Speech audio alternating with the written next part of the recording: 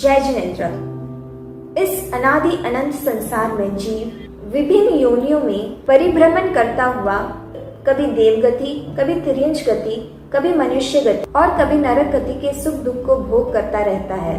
जीव के सुख दुख और जन्म मरण का मुख्य कारण है उसके भीतर रहे हुए राग द्वेष के संस्कार या परिणाम। राग द्वेष के परिणामों के कारण वह शुभ और अशुभ कर्मों का बंधन करता है और उन शुभाशुभ कर्मों के फल स्वरूप विभिन्न योनियों गतियों में परिभ्रमण करता है।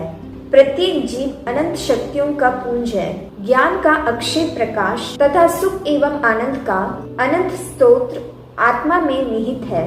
ज्ञान एवं आनंद आत्मा का निज स्वभाव है, परंतु जन्म जन्मांतरों से अज्ञान एवं मोह में डूबा रहने के कारण आत्मा अपनी अनंत शक्तियों को प्रकट करने का पर्याप्त पुरुषार्थ नहीं कर पाता।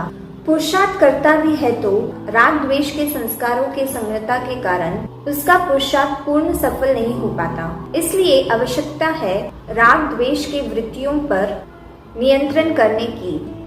आत्मा जब निज स्वरूप का बोध कर लेता है तो वो स्वयं की शक्ति को पहचान लेता है और धीरे धीरे मोह एवं राग द्वेष पर विजय प्राप्त करने का भी प्रयत्न करता है। राग द्वेष को समूल नष्ट करने की यह दीर्घकालीन साधना ही संयम एवं समता का मार्ग है। आत्मा जब अपने प्रबल पुरुषार्थ से विविध प्रकार की तप, ध्यान, संभाव आदि की साधना द्वारा मन के राग द्वेषात्मक ग्रंथियों को क्षीण करने लगता है, तब वह निर्ग्रंथ बनता है। निर्ग्रंथ भाव में रमन करते हुए आत्मा एक दिन राग द्वेष का संपूर्ण क्षय कर मोह को जीतता है। मोह को जीतने के कारण आत्मा जिन पद को प्राप्त करता है, जिनका अर्थ है विजेता। जिसके राग द्वेष नष्ट हो गए, मोह एवं अज्ञान का समूल नाश हो गया।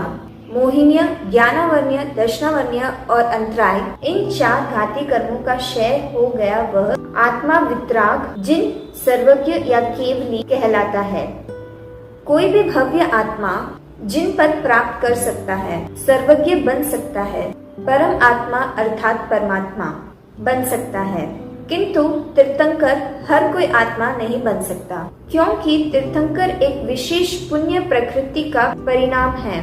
जो परमात्मा केवल ज्ञानी अरिहंत देव अपनी वाणी द्वारा अहिंसा, सत्य आदि धर्म रूप तीर्थ की स्थापना करते हैं अथवा साधु साध्वी, श्रावक श्राविका रूप चार तीर्थ की स्थापना करके धर्म का प्रवर्तन करते हैं, वे विशिष्ट अतिशाहीधारी जिन भगवान तीर्थंकर कहलाते हैं। जैन आगमों की मान्यता है कि जो आत्मा विशिष्ट ध्यान तप आदि की साधना द्वारा तीर्थंकर नाम कर्म की पुण्य प्रकृति का बंध करता है, उसे ही तीर्थंकर पद की प्राप्ति होती है। एक अवसर्पिणी काल में केवली असंख्या हो सकते हैं, किंतु तीर्थंकर केवल 24 ही होते हैं।